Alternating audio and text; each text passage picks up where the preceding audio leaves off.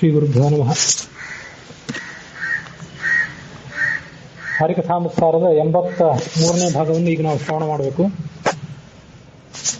13ನೆಯ ನಾಮಸ್ಮರಣ ಸಂಧಿ ಅಥವಾ ಈ ಹರಿಕಥಾಮೃತಸಾರದ 380ನೆಯ ಪದ್ಯವನ್ನು ಶ್ರವಣ ಮಾಡಬೇಕು. ಮಕ್ಕಳಾಡಿಸುವಾಗ ಮಡದಿಯೊಳು ಅಕ್ಕರದಿ ನಲಿವಾಗ ಹಯ ಪಲ್ಲಕ್ಕಿ ಗಜ ಮೊದಲಾದ ವಾಹನಗಳೇರಿ ಮೆರೆವಾಗ ಬಿಕ್ಕಳಿಸುವಾಗ ಆಕಳಿಸುತ್ತಲೇ ದೇವಕ್ಕಿ ತನೆಯನ್ನು ಸ್ಮರಿಸುತ್ತಿಹ ನರ ಸಿಕ್ಕ ಯಮದೂತರಿಗೆ ಆವಾವಲ್ಲಿ ನೋಡಿದರು. ಇಲ್ಲಿ ದೇವಕಿಯ ಮಗ, ಹಿಂದೆ ನಿನ್ನೆ ಬಂದಿತ್ತು ದೇವಕಿ ರಮಣ ಅಂತ ಬಂದಿತ್ತು. ಅಲ್ಲಿ ದೇವಕಿ ಅಂದ್ರೆ ಲಕ್ಷ್ಮಿ ಅಂತ ಅರ್ಥ. ಇಲ್ಲಿ ದೇವಕಿ ಅಂತಂದ್ರೆ ವಸುದೇವನ ಪತ್ನಿ, ಅವಳ ಮಗ. ಆ ದೇವಕಿ ತನೆಯನ್ನು ಸ್ಮರಣೆ ಮಾಡ್ತಿದ್ರೆ ಮನುಷ್ಯ ಅವನು ಯಾವತ್ತಿಗೂ ಯಮದೂತರಿಗೆ ಸಿಗೋದೇ ಇಲ್ಲಂತೆ. ಸ್ಮರಣೆ ಯಾವಾಗ ಮಾಡಬೇಕು? ಮಕ್ಕಳನ್ನು ಆಡಿಸುವಾಗ ಮಾಡಬೇಕು, ಮತ್ತು ಮಡದಿಯೋಳು ಅಕ್ಕರದಿ ನಲಿವಾಗ, ಹೆಂಡತಿ ಜೊತೆಗೆ ಪ್ರೇಮ ಸಲ್ಲಾಪ ಮಾಡುವಾಗ, ಮತ್ತೆ ಆನೆಯನ್ನು ಏರಿದಾಗ, ಪಲ್ಲಕ್ಕಿ ಏರಿದಾಗ, ಕುದುರೆ ಏರಿ ಸವಾರಿ ಮಾಡುವಾಗ, ಯಾವುದೇ ವಾಹನವನ್ನು ಏರಿ ಮೆರೆವಾಗ, ಬಿಕ್ಕಳಿಸುವಾಗ, ಆಕಳಿಸುವಾಗ, ಯಾವಾಗಾದರೂ ಭಗವಂತನ ನಾಮಸ್ಮರಣೆ ಮಾಡ್ತಿರ್ಬೇಕು. ಹಾಗೆ ಮಾಡ್ತಿದ್ರೆ ಅವನು ಎಂದೆಂದಿಗೂ ಕೂಡ ಯಮದೂತರಿಗೆ ಸಿಗೋದೇ ಇಲ್ಲ, ಯಮದೂತರಿಂದ ದೂರನೇ ಇರ್ತಾನ ಅವನು. ಸರಿತು ಪ್ರವಾಹಗಳಲ್ಲಿ ದಿವ್ಯಾಂಬರದಿ ಪತ್ರಾದಿಯಲ್ಲಿ ಹರ್ಷ ಅಮರ್ಷ ವಿಸ್ಮೃತಿಯಿಂದಾಗಲಿ ಒಮ್ಮೆ ಬಾಯಿದೆರೆದು ಹರಿ ಹರಿ ಎಂಬ ಎರಡಕ್ಷರ ನುಡಿದ ಮಾತ್ರದಲ್ಲಿ ದುರಿತಗಳಿರದೆ ಪೋಪವು ತೂಲರಾಶಿಗಳು ಅನಲ ಪೊಕ್ಕಂತೆ. ಎಂಥ ಸಂದರ್ಭ ಬಂದಾಗಾದರೂ ಕೂಡ, ಈ ಸುಖದ ಸಂದರ್ಭವೇ ಆಗಲಿ, ದುಃಖದ ಸಂದರ್ಭವೇ ಆಗಲಿ, ಸರ್ವನಾಶ ಹೊಂದುವಂಥ ಸಂದರ್ಭವೇ ಆಗಲಿ, ಎಲ್ಲ ಸಂದರ್ಭದಲ್ಲೂ ಕೂಡ ಭಗವಂತನನ್ನ ನಾಮಸ್ಮರಣೆ ಮಾಡಬೇಕು. ಅದು ಯಾವಾಗ ಅಂತಂದ್ರೆ ಸರಿತು ಪ್ರವಾಹಗಳಲ್ಲಿ. ಸರಿತು ಅಂತಂದ್ರೆ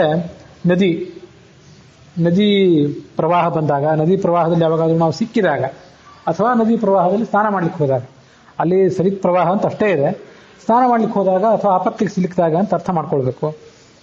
ದಿವ್ಯಾಂಬರದಿ ಪತ್ರಾದಿಯಲ್ಲಿ ದಿವ್ಯವಾದಂಥ ವಸ್ತ್ರವನ್ನು ಉಟ್ಕೊಂಡಾಗ, ಮತ್ಯಾವುದೋ ಪತ್ರಾದಿಯಲ್ಲಿ ಅಂತಿದೆ, ಅದು ಪತ್ರ ಬರೆಯುವಾಗ, ಪತ್ರ ಓದುವಾಗ ಅಂತ ಹೀಗೆ ತಿಳ್ಕೊಳ್ಬೇಕು ಅದನ್ನು.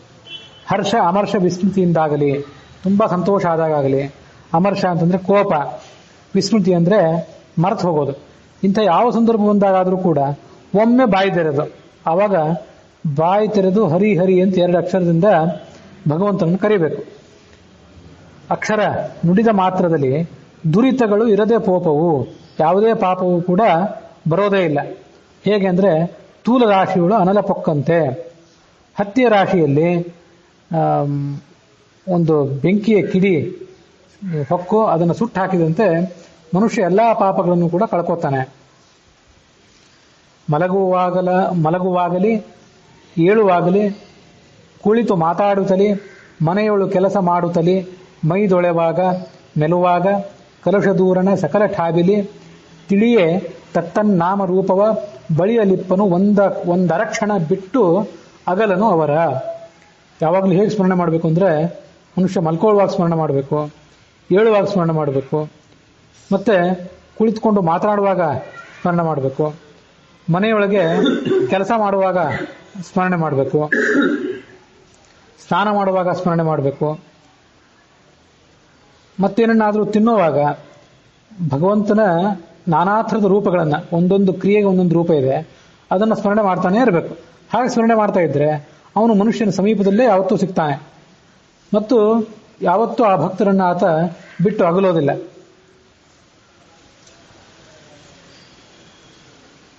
ಪತಿತಃ ಸ್ಖಲಿತಶ್ಚಾರ್ಥಃ ಕ್ಷುತ್ವಾ ವಿವಶೋ ಬ್ರುವನ್ ಹರಯೇ ನಮ ಇತ್ಯುಚ್ಚೈಹಿ ಮುಚ್ಚತೆ ಸರ್ವಪಾತಕಾತ್ ಅಂತ ಇದು ಭಾಗವತದ ಒಂದು ಶ್ಲೋಕ. ಬಿದ್ದರೆ, ಸ್ಖಲಿತಃ ಎಡವಿದರೆ, ದುಃಖ ಬಂದಾಗ, ಸೀನಿದಾಗ, ಏನಾದರೂ ವಿವಶಃ, ನಮಗೆ ಹರಿನಾಮಸ್ಮರಣೆ ಅಷ್ಟು ಅಭ್ಯಾಸ ಆಗಿ ಹೋಗಿರ್ಬೇಕಲ್ಲ, ಕೂಡಲೇ ಹರಿನಾಮಸ್ಮರಣೆ ಬಾಯಿಗೆ ಬರುವಂತ ಆಗಬೇಕು. ಹರೇ ನಮಃ ಅಂತ ಉಚ್ಚ ಕಂಠದಿಂದ ಹೇಳಿದರೆ ಅವನು ಎಲ್ಲಾ ಥರದ ಪಾಪಗಳನ್ನು ಕಳ್ಕೋತಾನೆ. ಆವ ಕುಲದವನು ಆದೊಡೇನು, ಇನ್ನಾವ ದೇಶದೊಳು ಇರ್ದರೇನು, ಇನ್ನಾವ ಕರ್ಮವ ಮಾಡಲೇನು, ಇನ್ನಾವ ಕಾಲದಲ್ಲಿ ಶ್ರೀವರ್ಣ ಸರ್ವತ್ರದಲ್ಲಿ ಸಂಭಾವಿಸುತ್ತ ಪೂಜಿಸುತ್ತ ಮೋದಿಪ ಕೋವಿದರಿಗುಂಟೇನು ಭಯ ದುಃಖಾದಿ ದೋಷಗಳು. ಮನುಷ್ಯ ಯಾವ ಕುಲದಲ್ಲಿ ಹುಟ್ಟಿದ್ರೆ ಏನಾಗಬೇಕಾಗಿದೆ, ಮತ್ತೆ ಯಾವ ದೇಶದಲ್ಲಿ ಆತ ಇದ್ರೇನು, ಇಂಥ ದೇಶದವರು ಮಾತ್ರ ನಾಮಸ್ಮರಣೆ ಮಾಡಬೇಕು, ಇಂಥ ಕುಲದವರು ಮಾತ್ರ ನಾಮಸ್ಮರಣೆ ಮಾಡಬೇಕು ಅಂತನ್ನುವಂಥ ನಿರ್ಬಂಧ ಅದಕ್ಕಿಲ್ಲವೇ ಇಲ್ಲ.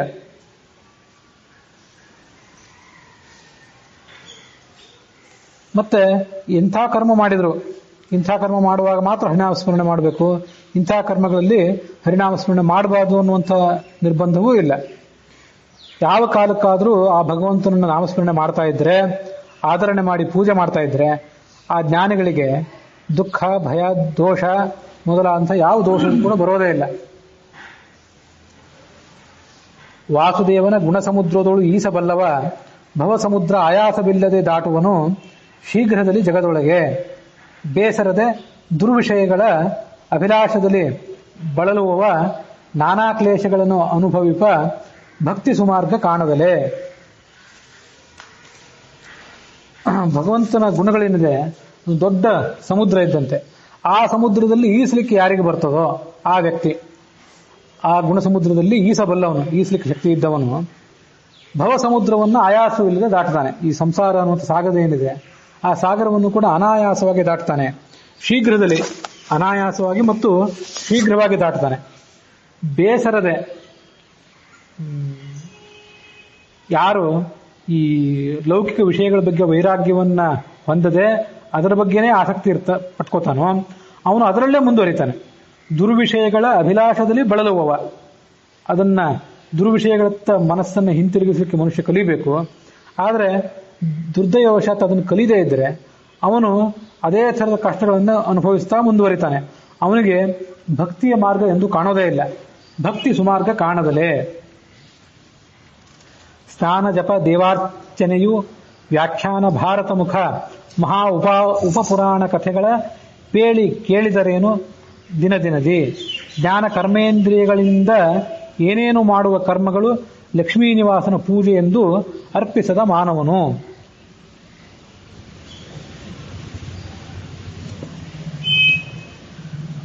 ಜ್ಞಾನೇಂದ್ರಿಯಗಳಿಂದ ಕರ್ಮೇಂದ್ರಿಯಗಳಿಂದ ಹೀಗೆ 10 ಇಂದ್ರಿಯಗಳಿಂದ ಮತ್ತು ಒಂದು ಮನಸ್ಸು, ಅದರ ಮೂಲಕ ಸಕಲ ಕರ್ಮಗಳನ್ನು ನಾವೇನು ಮಾಡ್ತೇವೆ ಭಗವಂತನ ಪೂಜಾ ಅಂತ ತಿಳ್ಕೊಳ್ಬೇಕು. ಹೀಗೆ ಮಾಡುವ ಎಲ್ಲಾ ಕೆಲಸವೂ ಭಗವಂತನ ಪೂಜಾ ಅಂತ ತಿಳ್ಕೊಂಡ್ರೆ ಆ ಮಾಡುವ ಕೆಲಸಗಳು ಸಾರ್ಥಕ. ಅದಿಲ್ಲದೇ ಇದ್ರೆ ಆತ ಸ್ನಾನ ಜಪ ದೇವಪೂಜೆ ಶಾಸ್ತ್ರ ವ್ಯಾಖ್ಯಾನ ಮಹಾಭಾರತ ರಾಮಾಯಣ ಮೊದಲಾದ ಗ್ರಂಥಗಳ ಪ್ರವಚನ ಶ್ರವಣ ಇದನ್ನು ಮಾಡಿದರೂ ಕೂಡ ಉಪಯೋಗ ಇಲ್ಲ. ವಸ್ತುತಃ ಸ್ನಾನ ಜಪ ದೇವಪೂಜೆ ಶಾಸ್ತ್ರ ವ್ಯಾಖ್ಯಾನ ಪುರಾಣ ಪ್ರವಚನ ಶ್ರವಣ ಇವೆಲ್ಲ ಶುದ್ಧ ಧಾರ್ಮಿಕ ಕಾರ್ಯಗಳು, ಮನುಷ್ಯ ಮಾಡಬೇಕಾದಂಥ ಶ್ರೇಷ್ಠ ಕಾರ್ಯಗಳು ಅಂತ ಪರಿಗಣಿತ ಆಗಿವೆ. ಆದರೆ ಇವನ್ನೂ ಕೂಡ ಸರಿಯಾದ ಮನಸ್ಸಿಟ್ಟು ಮಾಡದೇ ಇದ್ರೆ, ಭಗವಂತನ ಪೂಜೆ ಅಂತ ಮಾಡದೆ ಹೋದ್ರೆ ಅದು ವ್ಯರ್ಥವೇ. ಇನ್ನು ಮನುಷ್ಯ ಎದ್ದು ಸ್ನಾನ ಮಾಡೋದು ಭೋಜನ ಮಾಡೋದು ಇತ್ಯಾದಿ ಶುದ್ಧಾಂಗವಾಗಿ ಲೌಕಿಕ ಕರ್ಮಗಳು ಅಂತ ಯಾವ ಅನಿಸ್ಕೊಂಡಿವೆಯಲ್ಲ, ಆ ಲೌಕಿಕ ಕರ್ಮಗಳು ಮೇಲ್ನೋಟಕ್ಕೆ ಭಗವಂತನನ್ನ ಯಾವ ದೃಷ್ಟಿಯಿಂದಲೂ ತಲುಪಿಸಲಿಕ್ಕೆ ಅಶಕ್ತವಾದ ಕರ್ಮಗಳು ಅಂತ ಅನಿಸ್ಕೋತವೆ. ಇಂಥ ಲೌಕಿಕ ಕರ್ಮಗಳನ್ನು ಮಾಡಿದರೆ ಮನುಷ್ಯನಿಗೆ ದೇವರು ಯಾವಾಗ ಸಿಗ್ತಾನೆ ಅಂತ ನಮಗೆ ಅನಿಸ್ತದೆ. ಆದರೆ ಕರ್ಮ ಲೌಕಿಕ ಆದರೂ ಕೂಡ ಆ ಮೂಲಕ ಭಗವಂತನ ಪೂಜೆ ನಾವು ಮಾಡ್ತಿದ್ದೇವೆ ಅಂತ ಅನುಸಂಧಾನ ಇದ್ರೆ ಆ ಲೌಕಿಕ ಕರ್ಮವು ದೇವರ ಕಡೆಗೆ ನಮ್ಮನ್ನು ಕರ್ಕೊಂಡು ಹೋಗ್ತದೆ. ಧಾರ್ಮಿಕ ಕಾರ್ಯವೂ ಕೂಡ ಶ್ರವಣ ಪ್ರವಚನ ಮೊದಲಾದವು ಕೂಡ ಭಗವಂತನ ಪೂಜೆ ಅಂತ ಅನುಸಂಧಾನ ಇಲ್ಲದೆ ಹೋದ್ರೆ, ನಾನಿದನ್ನು ಮಾಡಿದ್ದೇನೆ ಅಂತ ದುರಹಂಕಾರ ಇದ್ರೆ ಅದೆಲ್ಲ ವ್ಯರ್ಥವೇ. ಪೇಳಿ ಕೇಳಿದರೇನು ದಿನದಿನದಿ. ಈ ಮಹಾಭಾರತ ರಾಮಾಯಣ ಮೊದಲಾದ ಗ್ರಂಥಗಳನ್ನ ಪೇಳಿ ಅಂದ್ರೆ ಹೇಳಿ ಕೇಳಿದರೆ, ಅದನ್ನು ಶ್ರವಣ ಮಾಡಿದರೆ ಅದರಿಂದ ಯಾವ ಲಾಭವೂ ಇಲ್ಲ. ದೇವಗಂಗೆಯೊಳು ಉಳ್ಳ ಬಗೆ ದುರಿತಾವಳಿಗಳುಂಟೆ ವಿಚಾರಿಸೆ. ಪಾವುಗಳ ಭಯವುಂಟೆ ವಿಹಗಾಧಿಪನ ಮಂದಿರದಿ. ಜೀವ ಕರ್ತೃತ್ವವನ್ನು ಮರೆದು ಪರಾವರೇಶನೇ ಕರ್ತೃ ಎಂದರಿದು ಆವ ಕರ್ಮವ ಮಾಡಿದರೂ ಲೇಪಿಸವು ಕರ್ಮಗಳು. ದೇವಗಂಗಾ ನದಿಯಲ್ಲಿ ಅದೇ ತೀರದಲ್ಲಿದ್ದವನು, ಗಂಗಾ ನದಿಯ ತೀರದಲ್ಲಿ ಇದ್ದು ನಿತ್ಯ ಅಲ್ಲಿ ಸ್ನಾನ ಮಾಡುವವನಿಗೆ ಯಾವತ್ತಾದ್ರೂ ಪಾಪ ಬರ್ತದೇನೋ? ಬರೋದಿಲ್ಲ. ಮತ್ತೆ ಗರುಡರಾಜನ ಹಾವುಗಳು, ಪಕ್ಷಿರಾಜನಾದಂತಹ ಗರುಡನ ಮನೆಯಲ್ಲೇ ಇದ್ದವನಿಗೆ ಹಾವುಗಳ ಭಯ ಯಾವತ್ತಾದ್ರೂ ಇರ್ತದೇನೋ? ಇವೆರಡು ಹೋಲಿಕೆಗಳು. ಅದರಂತೆ ಜೀವ ತಾನು ಕರ್ತೃ ಅಲ್ಲೇ ಅಲ್ಲ, ಭಗವಂತ ಒಬ್ಬನೇ ಕರ್ತೃ ಅಂತ ಹೀಗೆ ತಿಳ್ಕೊಂಡು ಆತ ಯಾವ ಕರ್ಮಗಳನ್ನು ಮಾಡಿದ್ರೂ ಕೂಡ ಅವನಿಗೆ ಹಾವುಗಳ ಭಯ ಇಲ್ಲ ಹೇಗೋ, ಪಾಪಗಳ ಭಯ ಇಲ್ಲ ಹೇಗೋ, ಹಾಗೆ ಆ ಮನುಷ್ಯನಿಗೆ ತನ್ನ ಕರ್ತೃತ್ವವನ್ನು ಮರೆತು ಪರಮಾತ್ಮನೇ ಕರ್ತೃ ಅಂತ ತಿಳ್ಕೊಂಡವನಿಗೆ ಯಾವ ಕರ್ಮದ ಭಯ ಯಾವತ್ತೂ ಕೂಡ ಇಲ್ಲವೇ ಇಲ್ಲ. ಪರಾವರೇಶನೇ, ಪರರು ಅಂತಂದ್ರೆ ಈ ಅತ್ಯಂತ ಶ್ರೇಷ್ಠರಾದವರು ರಮಾ ಬ್ರಹ್ಮಾದಿಗಳು. ಅವರು ಈ ಜೀವಕೋಟಿಯಲ್ಲೆಲ್ಲ ಅತ್ಯಂತ ಶ್ರೇಷ್ಠರಾದ್ರಿಂದ ಪರರು ಅಂತ ಕರೆಸ್ಕೋತಾರೆ. ಆದರೆ ಪರಮಾತ್ಮನಿಗೆ ಹೋಲಿಸಿದ್ರೆ ಅವರು ಕೂಡ ಕಡಿಮೆಯವರೇ, ಅವರರು ಅಂತ ಕರೆಸ್ಕೋತಾರೆ. ಹೀಗೆ ಯಾವ ಪರಮಾತ್ಮನ ಮುಂದೆ ರಮಾ ಬ್ರಹ್ಮಾದಿಗಳು ಕೂಡ ಕಡಿಮೆಯವರಿದ್ದಾರೋ ಅಂಥವನು ಪರಾವರೇಶ, ಅವನೇ ಕರ್ತೃ ಅಂತ ತಿಳ್ಕೊಳ್ಬೇಕು. ನಾವು ಕರ್ತೃ ಅನ್ನುವಂಥ ಅಭಿಮಾನವನ್ನ, ಅಹಂಕಾರವನ್ನ ಬಿಟ್ಟುಬಿಡಬೇಕು. ಏನು ಮಾಡುವ ಪಾಪ ಪುಣ್ಯಗಳು ಆನೆ ಮಾಡುವೆನೆಂಬ ಎಂಬುವ ಅಧಮ ಹೀನ ಕರ್ಮಕ್ಕೆ ಪಾತ್ರ, ನಾ ಪುಣ್ಯಕ್ಕೆ ಹರಿಯೆಂಬ ಮಾನವನು ಮಧ್ಯಮನು, ದ್ವಂದ್ವಕ್ಕೆ ಶ್ರೀನಿವಾಸನೇ ಕರ್ತೃವೆಂದು ಸದಾನುರಾಗದಿ ನೆನೆದು ಸುಖಿಸುವರೇ ನರೋತ್ತಮರು. ಮನುಷ್ಯ 3 ಥರದ ಕರ್ಮಗಳನ್ನು ಮಾಡ್ತಾನೆ. ಸತ್ಕರ್ಮ ಮಾಡ್ತಾನೆ, ದುಷ್ಟಕರ್ಮ ಮಾಡ್ತಾನೆ, ಹಾಗೆ ಮಧ್ಯಮ ಕರ್ಮ ಮಾಡ್ತಾನೆ. ಈ 3 ಥರದ ಕರ್ಮಗಳನ್ನು ಮಾಡುವಂಥ ಜೀವಿಗಳೇನಿದ್ದಾರಲ್ಲ ಅವರು ಒಟ್ಟು 3 ರೀತಿಯಾದಂಥ ಸ್ವಭಾವ ಇದ್ದವರಾಗಿದ್ದಾರಂತೆ. ಯಾವುದೇ ಪಾಪವಾಗಲಿ ಪುಣ್ಯವಾಗಲಿ ನಾನೇ ಮಾಡ್ತೇನೆ ಅಂತ ತಿಳ್ಕೊಂಡ್ಬಿಟ್ರೆ ಆತ ಅಧಮ. ಭಗವಂತನ ಕರ್ತೃತ್ವವನ್ನೇ ತಿಳ್ಕೊಳ್ಳದೆ ಪುಣ್ಯವನ್ನೇ ಆಗಲಿ ಮಾಡಿದ್ದು ಪಾಪವನ್ನಾಗಲಿ ಅದನ್ನು ನಾನೇ ಮಾಡ್ತೇನೆ, ತನ್ನ ಕರ್ತೃತ್ವದಲ್ಲಿ ಅಭಿಮಾನ ಇದ್ದರೆ ಆತ ಅಧಮ. ಏನು ಮಾಡುವ ಪಾಪ ಪುಣ್ಯಗಳು, ಪಾಪವಾಗಲಿ ಪುಣ್ಯವಾಗಲಿ ಅದನ್ನು ಆನೇ ಮಾಡುವೆ. ಆನು ಅಂದ್ರೆ ನಾನೇ ಮಾಡ್ತೇನೆ ಅಂತ ಯಾರು ತಿಳ್ಕೊಂಡಿರ್ತಾರಲ್ಲ ಆತ ಅಧಮ, ತೀರಾ ಕೆಳಗಿನ ವ್ಯಕ್ತಿ ಅವನು. ಹೀನ ಕರ್ಮಕ್ಕೆ ಪಾತ್ರನ. ಇನ್ನು ಕೆಲವರಿದ್ದಾರೆ, ಕೆಟ್ಟ ಕೆಲಸ ಮಾಡಿದರೆ ಅದಕ್ಕೆ ನಾನು ಜವಾಬ್ದಾರಿ, ಪುಣ್ಯ ಕೆಲಸ ಮಾಡಿದರೆ ಅದಕ್ಕೆ ಭಗವಂತ ಜವಾಬ್ದಾರಿ ಅಂತ ತಿಳ್ಕೊಳ್ಳಿರ್ತಾರೆ. ಇವರು ಮಧ್ಯಮರು. ಇವ್ರಿಗೂ ಕೂಡ ಸರಿಯಾದ ತತ್ವಜ್ಞಾನ ಇದೆ ಅಂತಿಲ್ಲ. ಯಾಕೆಂದ್ರೆ ಅವರು ಪುಣ್ಯ ಕರ್ಮಗಳನ್ನು ಭಗವಂತ ಮಾಡಿಸಿದ್ದಾನೆ ಅಂತ ತಿಳ್ಕೊಂಡ್ರು, ಪಾಪ ಕರ್ಮಗಳನ್ನು ನಾನು ಮಾಡಿದೆ ಅಂತ ತಿಳ್ಕೊಂಡ್ರು. ಅವರು ಏನು ಹೇಳಿ ಕೊಟ್ಟಿರ್ತಾರೆ ಅಂದ್ರೆ ಬಹಳ ವಿನೀತರು. ಒಳ್ಳೆಯದನ್ನ ಇಲ್ಲಿ ಕೆಲವರು ಹೇಳ್ತಿರ್ತಾರೆ, ಇಷ್ಟು ತನಕ ಎಲ್ಲ ಹೇಳಿದೆ, ಪ್ರವಚನ ಇತ್ಯಾದಿಗಳನ್ನ ಹೇಳಿದೆ, ಇದರಲ್ಲಿ ಏನಾದರೂ ಒಳ್ಳೇದಿದ್ರೆ ನಮ್ಮ ಗುರುಗಳದು, ಕೆಟ್ಟದಿದ್ರೆ ನಂದು ಅಂತ ಹೇಳ್ತಿರ್ತಾರೆ. ಇದೊಂದು ವಿನಯ ಪ್ರದರ್ಶನ ಇದು. ಗುರುಗಳಿಗೆ ಆ ಥರ ಹೇಳ್ಬೋದು, ಯಾಕೆಂದ್ರೆ ಗುರುಗಳು ಒಳ್ಳೆಯದನ್ನೇ ಕಲಿಸಿರ್ತಾರೆ, ಅವ್ರೇನು ಕೆಟ್ಟದನ್ನು ಕಲಿಸೋದಿಲ್ಲ. ಆದ್ರಿಂದಾಗಿ ಇದರಲ್ಲಿ ಏನಾದರೂ ಒಳ್ಳೆಯ ಅಂಶ ಇದ್ರೆ ಅದೆಲ್ಲ ಗುರುಗಳದು, ಅವರ ಅನುಗ್ರಹದಿಂದ ಬಂದಿದ್ದು, ಕೆಟ್ಟದಿದ್ರೆ ಅದು ನನ್ನ ತಪ್ಪಿನಿಂದ ಬಂದಿದ್ದು ಅಂತ ಗುರುಗಳಿಗೆ ಸಂಬಂಧಪಟ್ಟಂಗೆ ಹೇಳ್ಬೋದು. ಪರಮಾತ್ಮನಿಗೆ ಸಂಬಂಧಪಟ್ಟಂತೆ ಒಳ್ಳೆಯದನ್ನು ಅವನು ಮಾಡಿಸಿದ, ಕೆಟ್ಟದನ್ನು ನಾನು ಮಾಡಿದೆ ಅಂತಂದ್ರೆ ಅವನಿಗೆ ಸರಿಯಾದ ತತ್ವಜ್ಞಾನ ಇಲ್ಲ ಅಂತ ಅರ್ಥ. ಯಾಕಂದ್ರೆ ಕೆಟ್ಟದನ್ನು ಅವನೇ ಮಾಡಿಸಿದ ಅಂತ ತಿಳ್ಕೊಳ್ಳುವವನೇ ತತ್ವಜ್ಞಾನಿ. ಹಾಗಾಗಿ ಪುಣ್ಯಕ್ಕೆ ಹರಿ ಜವಾಬ್ದಾರ, ಪಾಪಕ್ಕೆ ನಾನು ಜವಾಬ್ದಾರ ಅಂತ ತಿಳ್ಕೊಳ್ಳುವವನು ಆತ ಮಧ್ಯಮ. ಹರಿ ಎಂಬ ಮಾನವನು ಮಧ್ಯಮನು. ದ್ವಂದ್ವಕ್ಕೆ ಶ್ರೀನಿವಾಸನೇ ಕರ್ತೃ. ಪುಣ್ಯವಾಗಲಿ ಪಾಪವಾಗಲಿ ಎರಡಕ್ಕೂ ಕೂಡ ಆ ಶ್ರೀನಿವಾಸನೇ ಕರ್ತೃ ಅಂತ ಯಾರು ತಿಳ್ಕೊಂಡಿರ್ತಾನೆ, ತಿಳ್ಕೊಂಡು ಸದಾ ಅನುರಾಗದಿ ನೆನೆದು ಸುಖಿಸುವ, ನನ್ನ ಯೋಗ್ಯತಾನುಸಾರವಾಗಿ ಪಾಪಗಳನ್ನು ಮಾಡಿಸಿದ, ಪುಣ್ಯಗಳನ್ನು ಮಾಡಿಸಿದ ಅಂತ ಹೀಗೆ ಭಕ್ತಿಯಿಂದ ಯಾರು ನೆನಪು ಮಾಡ್ಕೊಳ್ತಾ ಇರ್ತಾನೆ ಅವನೇ ನರೋತ್ತಮ, ಅತ್ಯಂತ ಶ್ರೇಷ್ಠ ಅವನು.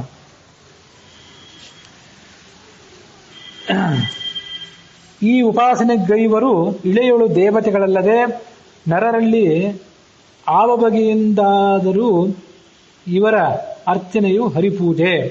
ಕೇವಲ ಪ್ರತಿಮೆಗಳೆನಿಪರು ರಮಾ ವಿನೋದಿಗೆ ಇವರ ಅನುಗ್ರಹವೇ ವರಾನುಗ್ರಹವೆನಿಸುವುದು ಮುಕ್ತಿಯೋಗ್ಯರಿಗೆ. ಹೀಗೆ ಶುದ್ಧವಾದ ಉಪಾಸನೆ, ಪಾಪ ಪುಣ್ಯಕ್ಕೆರಡೂ ಕೂಡ ಭಗವಂತನೇ ಪ್ರೇರಕ, ನಮ್ಮ ಯೋಗ್ಯತಾನುಸಾರವಾಗಿ ಆತ ಮಾಡಿಸಿದ ಅಂತ ಯಾರು ತಿಳ್ಕೋತಾರಲ್ಲ ಇವರು ಸಾಮಾನ್ಯ ಮನುಷ್ಯರೇ ಅಲ್ಲ. ಸಾಮಾನ್ಯ ಮನುಷ್ಯರಿಗಿಂತ ಆಲೋಚನೆ ಬರೋದೇ ಇಲ್ಲ. ಹಾಗಾದ್ರೆ ಇವ್ರು ಯಾರು ಅಂದ್ರೆ ಇವರು ದೇವತೆಗಳೇ. ಉಪಾಸನೆ ಗೈವರು ಇಳೆಯಳು ಅಂದ್ರೆ ಈ ಜಗತ್ತಿನಲ್ಲಿ ಅವರು ದೇವತೆಗಳು ದೇವತೆಗಳಲ್ಲದೆ ಅವರು ಮನುಷ್ಯರಲ್ಲವೇ ಅಲ್ಲ. ದೇವತೆಗಳಲ್ಲದೆ ನರರಲ್ಲಿ ಆವ ಬಗೆಯಿಂದಾದರೂ ಇವರ ಅರ್ಚನೆಯು. ನರರಲ್ಲಿ, ಮನುಷ್ಯರಲ್ಲಿ ಅವರು ಸೇರ್ಕೊಳ್ಳೋದೇ ಇಲ್ಲ. ಯಾವುದೇ ರೀತಿಯಿಂದಾದರೂ ಇಂಥ ಭಕ್ತರನ್ನ ಭಗವಂತನ ಪೂಜೆ ಮಾಡೋದು ಅತ್ಯಂತ ಶ್ರೇಷ್ಠವಾದದ್ದು. ಆ ಭಗವಂತನಿಗೆ ಪ್ರತೀಕ ಅಂತ ಅನಿಸ್ಕೊಂಡಿರುವಂಥ ಭಗವಂತನ ಕರ್ತೃತ್ವವನ್ನು ಯಾವಾಗಲೂ ನೆನಪಿಟ್ಕೊಂಡಂಥ ಭಕ್ತರನ್ನು ಪೂಜೆ ಮಾಡೋದೇನಾದರೂ ಇದೆಯಲ್ಲ, ಅದೂ ಕೂಡ ಭಗವಂತನ ಪೂಜೆ. ಯಾಕೆಂದರೆ ನಮಗೆ ನೇರವಾಗಿ ಭಗವಂತ ಯಾವಾಗಲೂ ಸಿಗೋದಿಲ್ಲ, ಭಗವಂತನ ಪ್ರತೀಕಗಳು ಯಾವಾಗಲೂ ಸಿಗ್ತಾರೆ. ಭಗವಂತನಿಗೆ ಮುಖ್ಯ ಪ್ರತಿಮಾ ಇವರು. ರಮಾ ವಿನೋದಿ, ಲಕ್ಷ್ಮೀ ವಿನೋದಿಯಾದಂಥ ಪರಮಾತ್ಮನಿಗೆ ಇವರು ಕೇವಲ ಪ್ರತಿಮೆಗಳು. ಕೇವಲ ಅಂದರೆ ಮುಖ್ಯ ಅಂತ ಅರ್ಥ, ಶುದ್ಧ ಪ್ರತಿಮೆಗಳಿವರು. ಇವರ ಅನುಗ್ರಹವೇ ವರಾನುಗ್ರಹ. ಇವರೇನಾದರೂ ಕಣ್ತೆರೆದು ನಮ್ಮ ಮೇಲೆ ಅನುಗ್ರಹ ಮಾಡಿದರೆ ಅದೇ ಶ್ರೇಷ್ಠ ಅನುಗ್ರಹ. ಅನುಗ್ರಹವೆನಿಸುವುದು ಮುಕ್ತಿಯೋಗ್ಯರಿಗೆ. ತನುವೆ ನಾನೆಂಬವನು ಸತಿಸುತ ಮನೆ ಧನಾದಿಗಳು ಎನ್ನದೆಂಬವ ಜುನದಿ ಮೊದಲಾದ ಉದಕಗಳೇ ಸತ್ತೀರ್ಥವೆಂಬವನು ಅನಲು ಲೋಹಾದಿ ಪ್ರತೀಕಾರ್ಚನೆಯೇ ದೇವರ ಪೂಜೆ. ಸುಜನರ ಮನುಜರ ಅಹುದೆಂಬುವನೇ ಗೋಖರ ನೆನಪ ಬುಧರಿಂದ. ಈ ಜಗತ್ತಿನಲ್ಲಿ ಗೋಖರ ಅಂತ ಒಬ್ಬನನ್ನು ಕರಿಬೇಕಂತೆ. ಗೋಖರ ಅಂದ್ರೆ ಏನು? ವಸ್ತುತಃ ಕತ್ತೆ, ಮೂರ್ಖ. ಆದರೆ ನೋಡ್ಲಿಕ್ಕೆ ಗೋವಿನ ರೂಪದಲ್ಲಿದ್ದಾನೆ. ಗೋಮುಖ ವ್ಯಾಘ್ರ ಅಂತ ಈಗೇನು ಕರಿತೀವಲ್ಲ, ಆ ಥರ ಇವನು ಒಬ್ಬ. ಕತ್ತೆ ಅಂದ್ರೆ ಅಜ್ಞಾನಿ, ವಸ್ತುತಃ ಅಜ್ಞಾನಿ. ಆದರೆ ಅವನು ನೋಟ ಮಾತ್ರ, ಬಾಹ್ಯ ನೋಟ ಮಾತ್ರ ಗೋವಿನಂತೆ ಶುದ್ಧವಾಗಿ ಕಾಣ್ತಿದೆ. ಯಾರವನು ಅಂತಂದ್ರೆ ತನುವೇ ನಾನೆಂಬುವನು. ಈ ಶರೀರಕ್ಕಿಂತ ಹೊರತಾಗಿ ಜೀವದ ಅಸ್ತಿತ್ವ ಇದೆ ಅಂತ ಯಾರಿಗೆ ಕಲ್ಪನೆ ಇಲ್ವೋ, ಯಾರಿಗೆ ಗೊತ್ತಿಲ್ವೋ, ಅಥವಾ ಗೊತ್ತಿದ್ರೂ ಕೂಡ ಅದನ್ನ ತತ್ವಜ್ಞಾನವನ್ನು ದೂರ ಇಟ್ಟು ಈ ಶರೀರವೇ ತಾನೆಂಬಂತೆ ಯಾರು ವರ್ತಿಸ್ತಿರ್ತಾರೋ ಅವರು. ತನುವೇ ನಾನು ಎಂಬುವನು. ಸತಿಸುತ ಮನೆ ಧನಾದಿಗಳು ಎನ್ನದೆಂಬುವನು. ಸತಿ ಪತ್ನಿ, ಸುತ ಅಂದ್ರೆ ಮಗ, ಮನೆ ಧನ ಇದಕ್ಕೆ ಅರ್ಥ ಗೊತ್ತಿದ್ದೇ ಇದೆ. ಇವೆಲ್ಲವೂ ನನ್ನದು ಅಂತ ಅಭಿಮಾನ ಯಾರಿಟ್ಟಿರ್ತಾರಲ್ಲ ಅವನು ಮೂರ್ಖನೇ. ಜುನದಿ ಮೊದಲಾದ ಉದಕಗಳೇ ಸತ್ತೀರ್ಥವೆಂಬನು. ಜುನದಿ ಅಂದ್ರೆ ಗಂಗೆ. ಆ ಗಂಗಾ ನದಿ ಮೊದಲಾದ ಉದಕಗಳು, ಗಂಗಾ ಯಮುನಾ ಮೊದಲಾದ ನದಿಗಳೇನಿವೆಯಲ್ಲ, ಇವೇ ತೀರ್ಥ. ಇದನ್ನು ಬಿಟ್ಟು ಬೇರೆ ಯಾವುದೂ ತೀರ್ಥ ಇಲ್ಲ ಅಂತ ತಿಳ್ಕೊಳ್ಳುವವನು ಅವನು ಮೂರ್ಖನೇ. ಮತ್ತೆ ಅಗ್ನಿಯಲ್ಲಿ ಪೂಜೆ, ಸೂರ್ಯನಲ್ಲಿ ಪೂಜೆ, ಲೋಹ, ಕಟ್ಟಿಗೆ, ಮಣ್ಣು, ಇದರಿಂದ ತಯಾರು ಮಾಡಿದಂಥ ಪ್ರತಿಮೆಗಳು, ಇದನ್ನ ಪೂಜೆ ಮಾಡುವವನೇ ದೇವರ ಪೂಜೆ ಅಂತ ಯಾರು ತಿಳ್ಕೊಂಡಿರ್ತಾನಲ್ಲ. ಅನಲ ಅಂದ್ರೆ ಬೆಂಕಿ, ಲೋಹ ಅಂದ್ರೆ ಗೊತ್ತು, ಲೋಹಾದಿ ಪ್ರತೀಕಾರ್ಚನೆ, ಲೋಹ ಮೊದಲಾದವುಗಳಿಂದ ತಯಾರು ಮಾಡಿದಂತಹ ಮೂರ್ತಿಗಳ ವಿಗ್ರಹಗಳ ಪೂಜನೆ, ಆ ಅರ್ಚನೆಯೇ ದೇವರ ಪೂಜೆ ಅಂತ ಯಾರು ತಿಳ್ಕೊಂಡಿರ್ತಾರಲ್ಲ ಅವನು ಮೂರ್ಖನೇ. ಮತ್ತು ಸುಜನರ ಮನುಜರು ಅಹುದೆಂಬುವನೇ. ಜ್ಞಾನಿಗಳಾದವರು ಇರ್ತಾರೆ, ಜ್ಞಾನಿಗಳನ್ನು ಜ್ಞಾನಿಗಳು ಅಂತ ಗುರುತಿಸೋದಿಲ್ಲ. ಆ ಜ್ಞಾನಿಗಳ ಬಗ್ಗೆ ಅಸೂಯೆ ಮಾಡ್ತಿರ್ತಾನೆ, ಜ್ಞಾನಿಗಳ ಬಗ್ಗೆ ದ್ವೇಷ ಮಾಡ್ತಿರ್ತಾನೆ. ಇದು ಎಲ್ಲದಕ್ಕಿಂತಲೂ ಉಗ್ರವಾದದ್ದು.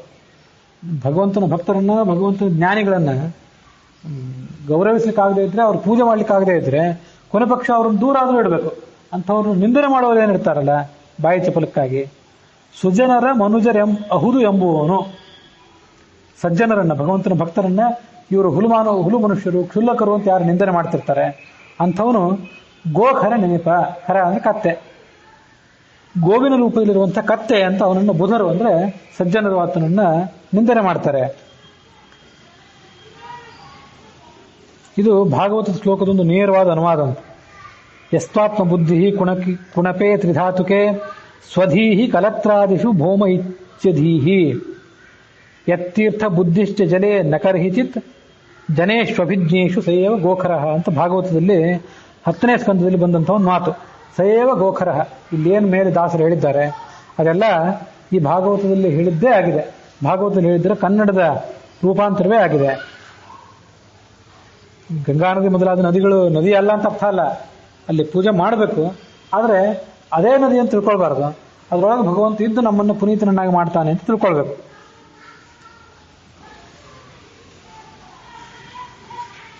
ಅನಲ ಸೋಮ ಅರ್ಕ ಇಂದು ತಾರಾ ಅವನಿ ಸುರಾಪಕ ಮುಖ್ಯ ತೀರ್ಥಗಳು ಅನಿಲ ಗಗನ ಮನಾದಿ ಇಂದ್ರಿಯಗಳಿಗೆ ಅಭಿಮಾನಿ ಎನಿಪ ಸುರರು ವಿಪಶ್ಚಿತರು ಸನ್ಮನದಿ ಭಜಿಸದೆ ಇಪ್ಪರನ ಪಾವನ ಮಾಡರು ತಮ್ಮ ಪೂಜೆಯೇ ಮಾಡಿದರೂ ಸರಿಯೇ. ಈ ಜಗತ್ತಿನಲ್ಲಿ ಅನೇಕಾನೇಕ ಪ್ರತೀಕಗಳಿವೆ. ಪೂಜಾ ಸಾಧನಗಳಿವೆ ಭಗವಂತನ ನಾವು ಪೂಜೆ ಮಾಡ್ಲಿಕ್ಕೆ ಬೇಕಾದದ್ದು. ಆದರೆ ನಿಜವಾದ ಭಕ್ತಿ ಇಲ್ಲದೆ ಹೋದರೆ ಇವ್ಯಾವ ಪ್ರತೀಕಗಳು ಕೂಡ, ಇವ್ಯಾವ ದೇವತೆಗಳು ಕೂಡ ನಮ್ಮನ್ನು ಉದ್ಧಾರ ಮಾಡೋದಿಲ್ಲ. ಅದ್ಯಾವುದು? ಅನಲ ಅಂದ್ರೆ ಬೆಂಕಿ, ಸೋಮ ಅಂದ್ರೆ ಶಿವ, ಸೋಮ ಅಂದ್ರೆ ಚಂದ್ರ ಅಂತ ಸಾಮಾನ್ಯ ತಿಳ್ಕೊಂಡಿರ್ತೇವೆ ನಾವು. ಉಮಾ ಅಂದ್ರೆ ಪಾರ್ವತಿ, ಪಾರ್ವತಿಯಿಂದ ಸಹಿತನಾದವನು ಅಂದ್ರೆ ಸೋಮ ಅಂದ್ರೆ ಶಿವ. ಮತ್ತೆ ಅರ್ಕ ಅಂದ್ರೆ ಸೂರ್ಯ, ಇಂದು ಅಂದ್ರೆ ಚಂದ್ರ, ತಾರಾ ಅಂದ್ರೆ ನಕ್ಷತ್ರಗಳು, ಅವನಿ ಅಂದ್ರೆ ಭೂಮಿ, ಸುರಾಪಗ ಅಂದ್ರೆ ಗಂಗಾ ನದಿ, ಸುರಾಪಗ ಮುಖ್ಯ ತೀರ್ಥಗಳು, ಗಂಗಾ ನದಿಯ ಮೊದಲಾದ ತೀರ್ಥಗಳು, ಮತ್ತು ಆಕಾಶ, ಗಗನ, ಮನಾದಿ ಇಂದ್ರಿಯಗಳು, ಮನಸ್ಸು ಮೊದಲಾದ 11 ಇಂದ್ರಿಯಗಳು. ಈ ಇಂದ್ರಿಯಗಳಿಗೆ ಅಭಿಮಾನಿಗಳಾದಂಥ ದೇವತೆಗಳು. ಇವರೆಲ್ಲ ವಸ್ತುತಃ ಪೂಜಾ ಸಾಧನಗಳು, ಭಗವಂತನ ಪ್ರತೀಕಗಳು ಅಂತ ಅನಿಸ್ಕೊಂಡು ಮನುಷ್ಯನ ಗೌರವಕ್ಕೆ ಭಕ್ತಿಗೆ ಪಾತ್ರರಾಗಿರ್ತಾರೆ. ಆದರೆ ಈ ದೇವತೆಗಳಾಗಲಿ ಮತ್ಯಾವ ಜ್ಞಾನಿಗಳಾಗಲಿ ಎಂಥ ಮಹಾಧಾರ್ಮಿಕ ಕಾರ್ಯ ಮಾಡಿದರೂ ಕೂಡ ಭಕ್ತಿ ಇಲ್ಲದೆ ಇದ್ದರೆ, ಸನ್ಮನದಿ ಭಜಿಸದೆ ಶುದ್ಧವಾದ ಮನಸ್ಸಿನಿಂದ ಭಗವಂತನ ಧ್ಯಾನ ಮಾಡದೇ ಇದ್ದರೆ, ಇಂಥ ಅಗ್ನಿ ಸೂರ್ಯ ಯಾವೂ ಕೂಡ ಆ ಮನುಷ್ಯನನ್ನು ಪಾವನವನ್ನಾಗಿ ಮಾಡೋದಿಲ್ಲ. ಮನುಷ್ಯ ಸುಮ್ಮನೆ ತನ್ನ ಶರೀರಕ್ಕೆ ಆಯಾಸ ಮಾಡಿದಂತೆ, ವ್ಯರ್ಥವಾಗಿ ಕಾಲಹರಣೆ ಮಾಡಿದಂತೆ ಆಗ್ತದೆ. ತಮ್ಮ ಪೂಜೆಯ ಮಾಡಿದರೂ ಸರಿಯೇ, ಇವಕ್ಕೆಲ್ಲದಕ್ಕೂ ಪೂಜೆ ಮಾಡಿದರೂ ಕೂಡ ಭಗವಂತನ ಅನುಸಂಧಾನ ಇಲ್ಲದೆ ಹೋದರೆ ಆ ಪೂಜೆ ವ್ಯರ್ಥ ಆಗ್ತದೆ. ಕೆಂಡ ಕಾಣದೆ ಮುಟ್ಟಿದರೂ ಸರಿ, ಕಂಡು ಮುಟ್ಟಲು ದಹಿಸದಿಪ್ಪದೆ, ಪುಂಡರೀಕ ದಲಾಯತಾಕ್ಷಣ ವಿಮಲ ಪದಪದ್ಮ ಬಂಡುಣಿಗಳೆಂದೆನಿಪ ಭಕ್ತರ ಹಿಂಡು ನೋಡಿದ ಮಾತ್ರದಲ್ಲಿ ತನು ದಿಂಡು ಗೆಡಹಿದ ನರರ ಪಾವನ ಮಾಳ್ಪರು ಆ ಕ್ಷಣದಲ್ಲಿ.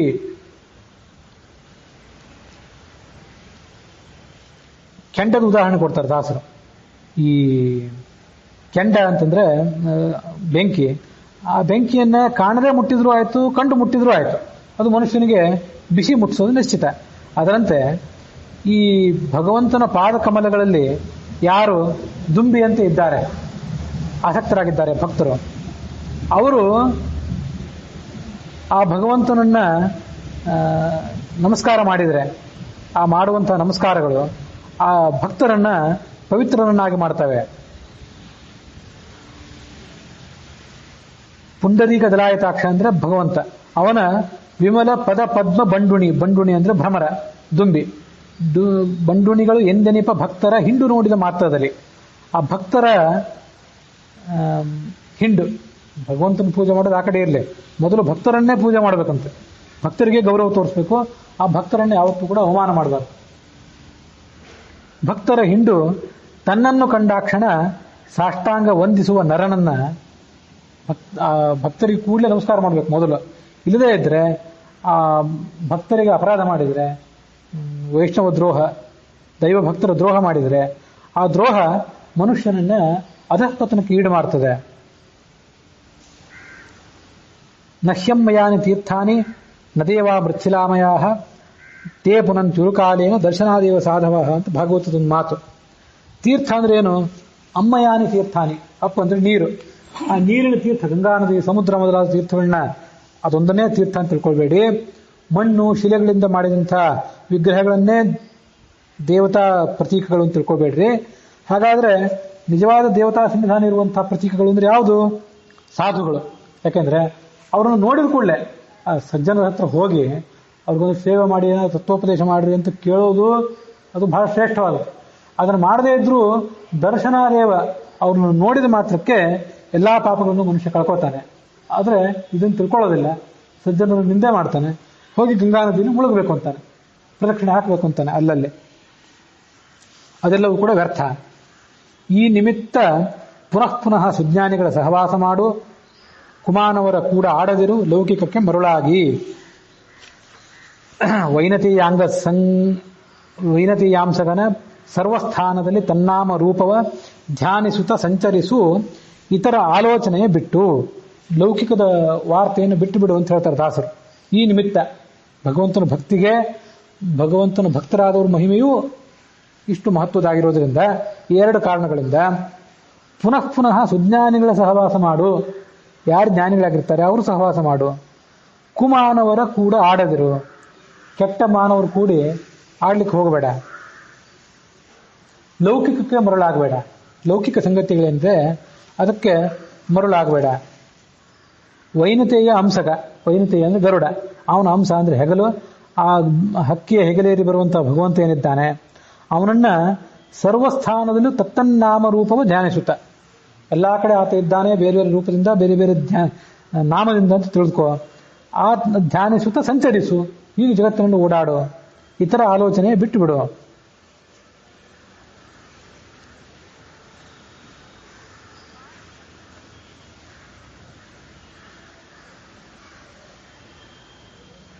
ಸಂಘ ಸರ್ವಾತ್ಮನಾತ್ಯಾಜ್ಯ ಸತೇ ತ್ಯಕ್ತುಂ ನ ಶಕ್ಯತೆ ಸದ್ಭಿಸ್ಸಹ ಸಕರ್ತವ್ಯ ಸಂತಃ ಸಂಘಸ್ಯ ಭೇಷಜಂ. ಇದು ಯಾವುದೋ ಒಂದು ಅಷ್ಟಾದಶ ಪುರಾಣದಲ್ಲಿ, ಯಾವುದೋ ಒಂದು ಪುರಾಣದಲ್ಲಿ ಬಂದಂಥ ಶ್ಲೋಕ ಇದು. ಪುರಾಣವನ್ನ ಯಾವುದೋ ಒಂದು ಗ್ರಂಥದಲ್ಲಿ ಉಲ್ಲೇಖ ಮಾಡ್ತಾರೆ ಹೀಗೆ: ಸಂಘ ಸರ್ವಾತ್ಮನಾತ್ಯಾಜ್ಯ, ಸಾಧ್ಯ ಆದಷ್ಟು ಜನಸಂಪರ್ಕದಿಂದ ದೂರ ಇರು. ಯಾಕಂದ್ರೆ ಜನಸಂಪರ್ಕ ನಮ್ಮ ಎಲ್ಲಾ ರೀತಿಯಾದಂತಹ ಸಾಧನೆಗಳಿಗೂ ಮಾರಕ. ಜಡಭರತನಂಥ ಮಹಾಜ್ಞಾನಿ ಅನ್ನೋದು ಭ್ರಷ್ಟನನ್ನಾಗಿ ಮಾಡಿಬಿಡ್ತು. ಅದಕ್ಕಾಗಿ ಸಂಘವನ್ನು ಸಾಧ್ಯ ಆದಷ್ಟು ಬಿಡಬೇಕು. ಆದರೆ ಈ ಜಗತ್ತಿನಲ್ಲಿದ್ದವರಿಗೆ ಸಂಘವನ್ನು ಪೂರ್ಣವಾಗಿ ಬಿಟ್ಟು ಬದುಕಲಿಕ್ಕೆ ಆಗೋದಿಲ್ಲ. ಸಚೇತ್ ತ್ಯಕ್ತುಂ ನ ಶಕ್ಯತೆ, ಸಂಘವನ್ನು ಬಿಟ್ಟೇ ಬದುಕಲಿಕ್ಕೆ ಆಗದೇ ಇದ್ರೆ ಅನಿವಾರ್ಯವೇ ಆದರೆ ಸಜ್ಜನರ ಸಂಘ ಮಾಡು, ದುರ್ಜನರ ಸಂಘ ಮಾಡಬೇಡ. ಸಂತಹ ಸಂಘಸ್ಯ ಭೇಷಜಂ. ಆ ಸಜ್ಜನರೇನಿದ್ದಾರೆ ಅವರು ಈ ಸಹವಾಸದಿಂದ ನಮಗೇನು ಲೋಪದೋಷಗಳು ಬರಬೇಕು, ಆ ಎಲ್ಲ ಲೋಪದೋಷಗಳನ್ನು ತೊಳೆಯುವಂತಹ ಔಷಧ ಇರೋದು ಆ ಸಜ್ಜನರ ಹತ್ರವೇ, ಅವ್ರ ಜೊತೆಗೇನೆ ಮಾಡಬೇಕು. ಸಲ್ಲಾಪ, ಸಂಘ ಅಂದ್ರೆ ಹೇಗೆ ಸಲ್ಲಾಪ ಮಾಡಬೇಕು, ಅವ್ರ ಪಾದಗಳನ್ನು ಮುಟ್ಟಬೇಕು, ಮೌನವಾಗಿ ಕೂತ್ಕೊಂಡು ಅವ್ರು ಹೇಳಿದ್ದನ್ನು ಕೇಳಬೇಕು, ಅವ್ರ ಜೊತೆ ಭೋಜನ ಮಾಡಬೇಕು ಅಥವಾ ಅವ್ರ ರಾಜ್ಞೆ ಭೋಜನ ಮಾಡಬೇಕು. ಸಹ ಆಸನಂ, ಅವ್ರ ಜೊತೆ ಅವರೆಲ್ಲಿರ್ತಾರೆ ಅಲ್ಲಿ ಕೂತ್ಕೋಬೇಕು. ಪ್ರೀತ್ಯ ಸಂಚಿಂತನಂ, ಅವ್ರ ಜೊತೆ ವಾದ ಚರ್ಚೆ ಇತ್ಯಾದಿಗಳನ್ನು ಮಾಡಬೇಕು.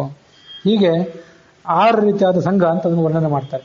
ಹೀಗೆ ಸಜ್ಜನರ ಜೊತೆ ಅದನ್ನು ಮಾಡಬೇಕು.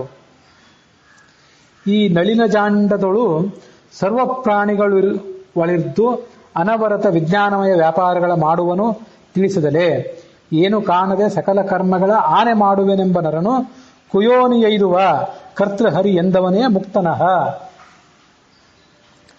ಬ್ರಹ್ಮಾಂಡದಲ್ಲಿ ಯಾವ್ಯಾವ ಪ್ರಾಣಿಗಳಿವೆಯೋ ಎಲ್ಲಾ ಪ್ರಾಣಿಗಳೊಳಗೂ ಈ ಭಗವಂತ ಇದ್ದಾನೆ.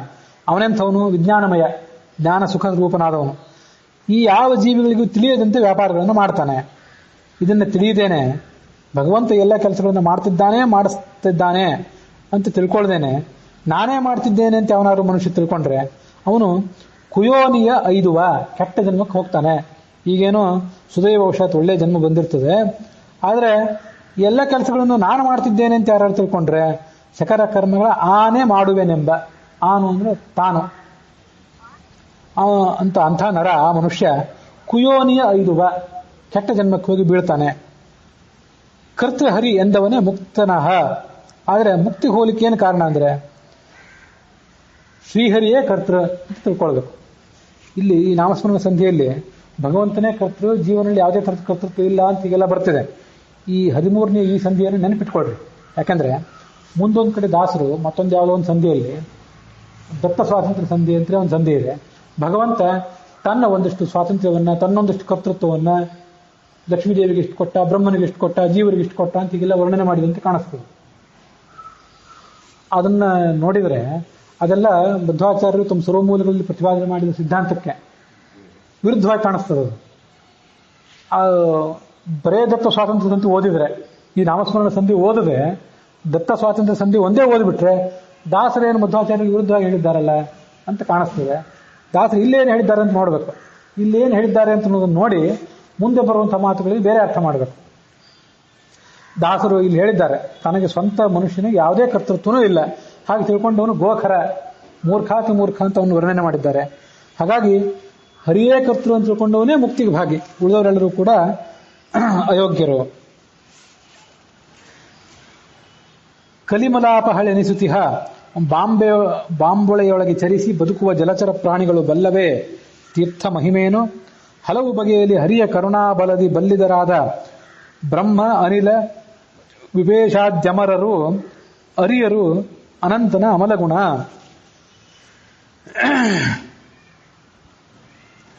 ಈ ಗಂಗಾ ನದಿಯಲ್ಲಿ ಮುಳುಗಿಬಿಟ್ರೆ ದೊಡ್ಡ ಪುಣ್ಯ, ಭಾರಿ ಸದ್ಗತಿ ಅಂತ ಎಲ್ಲರಿಗೂ ಗೊತ್ತಿದ್ದೇ ಇದೆ. ಅದಿರಲಿ, ಆ ಗಂಗಾ ನದಿಯಲ್ಲಿ ಮೀನುಗಳು, ಆಮೆಗಳು ಇಂಥ ಎಷ್ಟೋ ಜಲಚರಗಳೆಲ್ಲ ಸಂಚಾರ ಮಾಡ್ತಾನೆ ಇರ್ತಾವಲ್ಲ, ಅವುಗಳಿಗೆಲ್ಲ ಸದ್ಗತಿ ಬರ್ತದೇನು?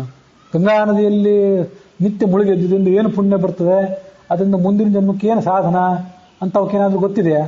ಏನೂ ಗೊತ್ತಿಲ್ಲ. ತೀರ್ಥದ ಮಹಿಮೆಯೇ ಗೊತ್ತಿಲ್ಲ ಅವುಗಳಿಗೆ. ಕಲಿಮಲ ಅಂದ್ರೆ ಕಲಿಯ ದೋಷ, ಅದನ್ನು ಅಪಹಳು ಅಂದ್ರೆ ನಾಶ ಮಾಡುವಂಥವಳು ಬಾಂಬೊಳೆ. ಬಾನು ಅಂದ್ರೆ ಆಕಾಶ, ಅದರ ಹೊಳೆ ಅಂದ್ರೆ ಗಂಗಾ ನದಿ.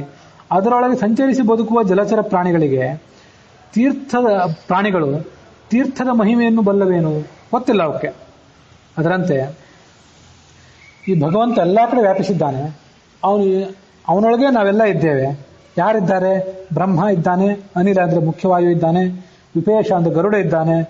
ವಿಪೇಶ ಮೊದಲಾದ ಅಮರರು ಇದ್ರೂ ಕೂಡ ಅವ್ರು ಯಾರಿಗೂ ಆ ಅನಂತ ಗುಣನಾದಂಥ ಪರಮಾತ್ಮರ ಅಮಲ ಗುಣಗಳು ಅವರಿಗೆ ಪೂರ್ಣವಾಗಿ ಪರಿಚಿತ ಇಲ್ಲವೇ ಇಲ್ಲ. ಸ್ವಲ್ಪ ಸ್ವಲ್ಪ ಮಾತ್ರವೇ ಪರಿಚಿತ. ನಿತ್ಯ ಆತನ ಜೊತೆಗಿದ್ರೂ ಕೂಡ ಆತನಿಗೆ ಈ ಪೂರ್ಣ ಜ್ಞಾನ, ಆ ಭಗವಂತನ ಪೂರ್ಣ ಜ್ಞಾನ ಅವರಿಗೆ ಆಗೋದಿಲ್ಲ. ಶ್ರೀ ಲಕುಮಿ ವಲ್ಲಭನು ಹೃತ್ಕೀಲಾಲದೊಳು ಇರ್ದು ಅಖಿಲ ಚೇತನ ಜಾಲವನ್ನು ಮೋಹಿಸುವ ತ್ರಿಗುಣದಿ ಬದ್ಧರನು ಮಾಡಿ, ಸ್ಥೂಲ ಕರ್ಮದಿ ರತರ ಮಾಡಿ ಸುಲೀಲೆಗಳ ತಿಳಿಸಿದಲ್ಲಿ ಭವದಿ ಕುಲಾಲ ಚಕ್ರದ ತೆರದಿ ತಿರುಗಿಸುತ್ತಿಹನು ಮಾನವರ.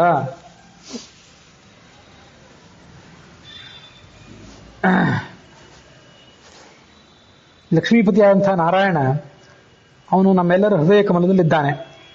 ಎಲ್ಲಾ ಚೇತನದ ಸಮುದಾಯವನ್ನು ಕೂಡ ಎಲ್ಲರನ್ನೂ ಕೂಡ ಮೋಹಕ್ಕೊಳಪಡಿಸಿಬಿಟ್ಟಿದ್ದಾನೆ. ಅವರಿಗೆ ಸಂಸಾರದಲ್ಲಿ ಬಿದ್ದು ಮೋಹ, ನಾನೇ ಕರ್ಮ ಮಾಡ್ತೇನೆ, ನಾನು ಸ್ವತಂತ್ರ ಇತ್ಯಾದಿ ಮೋಹ ಅವರಿಗೆ. ಅಂಥ ಮಾನವರನ್ನ ಇವನು ಸತ್ವ ರಜಸ್ತಮಸ್ಸು ಅನ್ನುವಂಥ 3 ಗುಣಗಳಿಂದ ಕಟ್ಟಿ ಹಾಕಿ ಅವರು ಈ ಕರ್ಮದಲ್ಲಿ ಬಿದ್ದು ಒದ್ದಾಡುವಂತೆ ಮಾಡಿದ್ದಾನೆ. ಮತ್ತೆ ತನ್ನ ಲೀಲೆ, ತನ್ನ ಮಾಯೆ ಏನು ಅಂತ ಅವ್ರಿಗೇನು ತಿಳಿಸೋದೇ ಇಲ್ಲ. ಶ್ರೀ ಲಕುಮಿ ವಲ್ಲಭ ಅಂದ್ರೆ ಪರಮಾತ್ಮ. ಹೃತ್ ಕೀಲಾಲಜ ಅಂದ್ರೆ, ಕೀಲಾಲ ಅಂದ್ರೆ ಕಮಲ, ಕೀಲಾಲ ಅಂದ್ರೆ ನೀರು, ಆ ನೀರಿನಲ್ಲಿ ಹುಟ್ಟಿದ್ದು ಕಮಲ. ಹೃತ್ ಕೀಲಾಲ ಅಂತಂದ್ರೆ, ಹೃತ್ ಕೀಲಾಲಜ ಅಂದ್ರೆ ಹೃದಯವೇ ಕಮಲ, ಅದರೊಳಗಿದ್ದು ಅಖಿಲ ಚೇತನ ಜಾಲವನ್ನು ಮೋಹಿಸ್ತಾನೆ ಮತ್ತು ತ್ರಿಗುಣದಿಂದ ಬಂಧನನಾಗಿ ಮಾಡಿದ್ದಾನೆ. ಸ್ಥೂಲ ಕರ್ಮದ ರತರಣ ಮಾಡಿ, ಇದು ನಾವು ಮಾಡುವಂಥ ಸ್ಥೂಲ ಕರ್ಮ, ನಿತ್ಯ ಇವೆಲ್ಲ ಮಾಡ್ತೀವಲ್ಲ, ಇವೆಲ್ಲ ಸ್ಥೂಲ ಕರ್ಮ. ರತರಣ ಮಾಡಿ ಸುಲೀಲೆಗಳೇ ತಿಳಿಸಿದೆ. ತನ್ನ ಲೀಲೆಗಳನ್ನ ಎಷ್ಟು ಶ್ರವಣ ಮಾಡಿದ್ರು, ಎಷ್ಟು ಪ್ರವಚನ ಮಾಡಿದ್ರೂ ತಿಳಿಯೋದಿಲ್ಲ. ಹಾಗೆಲ್ಲ ಆಗ್ಲಿಕ್ಕೆ ಅವನೇ ಕಾರಣ. ಎಷ್ಟೆಷ್ಟು ಯೋಗ್ಯತೆ ಬೇಕೋ, ಯಾವಾಗ ಯಾರ್ಯಾರಿಗೆ ಎಷ್ಟೆಷ್ಟು ಬೇಕೋ ಅಷ್ಟೇ ತಿಳಿಸ್ತಾನೆ. ತಿಳಿಸದಲೇ ಭವದಿ ಕುಲಾಲ ಚಕ್ರದಿ ತೆರದಿ ತಿರುಗಿಸುವನು. ಕುಂಬಾರನ ಚಕ್ರ ಹೀಗೆ ತಿರುಗ್ತಾನೆ ಇರ್ತದೆ, ಅದ್ರ ನಡುವೆ ಆ ಗಡಿಗೆ ತಯಾರಾಗ್ತಿರ್ತದೆ. ಅದರಂತೆ